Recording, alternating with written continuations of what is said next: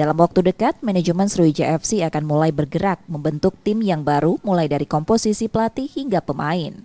Khusus untuk pemain, manajemen Sriwijaya FC memastikan akan memberikan kewenangan sepenuhnya kepada pelatih anyar dalam menentukan komposisi pemain yang dibutuhkan. Manajemen Sriwijaya FC memastikan di musim baru nanti skuad Sriwijaya FC hanya akan diisi oleh sekitar 24 orang pemain saja. Manajemen Sriwijaya FC mengakui sudah berkonsultasi dengan Indra Syafri untuk menyusun tim yang baru. Dari 24 orang pemain ini, 18 orang diantaranya akan menjadi pilihan utama dan sisanya akan melengkapi komposisi tim.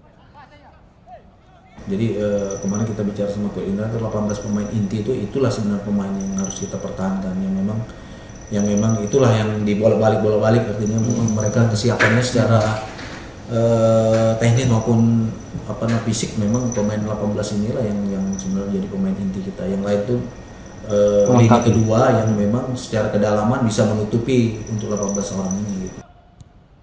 Musim ini, manajemen Sriwijaya FC melibatkan pelatih kawakan Indra Syafri untuk memberikan masukan kepada manajemen dalam proses perekrutan pelatih dan pemain.